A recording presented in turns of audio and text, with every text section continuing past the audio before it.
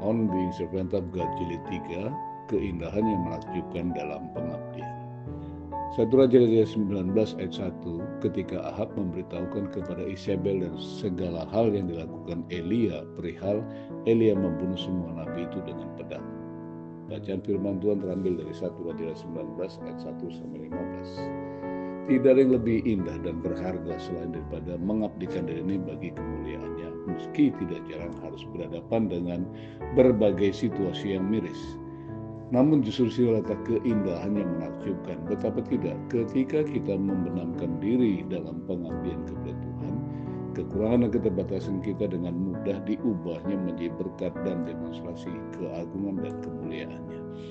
Elia hanyalah seorang manusia biasa sama seperti kita semua, namun berkat ketaatannya ia berhasil menahan hujan dan embun selama 3,5 tahun. Yakobus 5 ayat 17. 3 pokok renungan. Yang pertama, melayani adalah mengabdi tanpa henti. Esensi pelayanan yang benar adalah memenuhi keinginan Tuhan, bukan memenuhi keinginan hati atau memuaskan diri sendiri. Ketika Ahab merasa dipermalukan oleh Elia di Gunung Karmel, dia memberitahukan kepada Isabel segala yang dilakukan Elia. Isabel menjadi sangat geram dan berupaya untuk membalas dendam, yaitu membunuh Elia.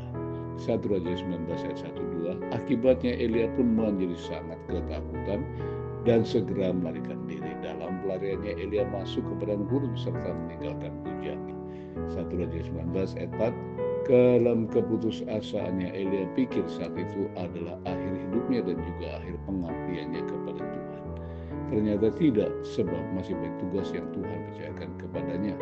Elia dikunjungi malaikat yang memberinya kekuatan ilahi yang memampukannya berjalan selama 40 hari 40 malam. 1 Raja 19 ayat 5-8. Renungan kedua, mengapa Tuhan ingin kita melayani Dia.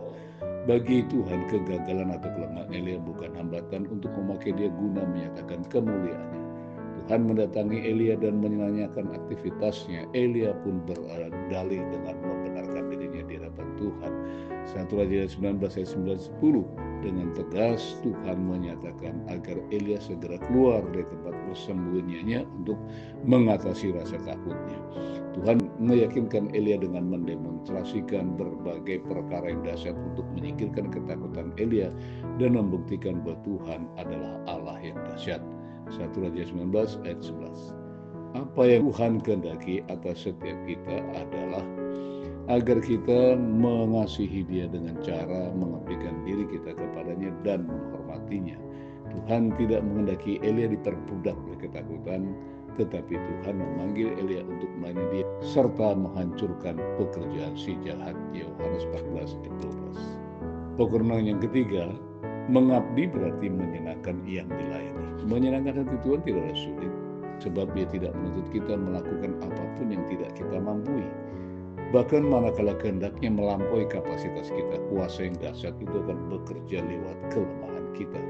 1 Raja 18 ayat 37-38 mengatakan, jawablah aku ya Tuhan, jawablah aku supaya bangsa yang mengetahui bahwa Engkaulah Allah ya Tuhan, dan Engkaulah yang buat merhati mereka bertobat kembali. Lalu turunlah api menyambar habis korban bakaran dan kayu, api, batu, dan tanah, bahkan air yang dalam parit habis dijilatnya. Cukup dengan menjadi seorang hamba yang taat, kita sudah menyenangkan hati Tuhan. Kolose 30 ayat 22. Hai hamba-hamba, taatilah Tuhanmu di dunia ini dalam segala hal.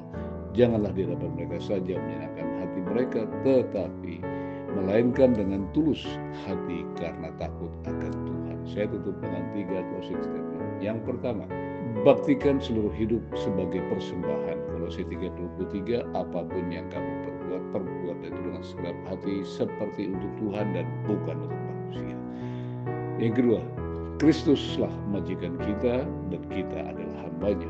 Kolose 3:24, kamu tahu buat dari Tuhanlah kamu menerima bagian yang ditentukan bagi kamu sebagai upah. Kristus adalah Tuhan dan kamu adalah hambanya. Yang ketiga, apa yang paling Tuhan inginkan dari kita adalah kesetiaan. Amsal 19:22 mengatakan sifat yang diinginkan dari seseorang adalah kesetiaannya. Lebih baik miskin daripada seorang pemalas.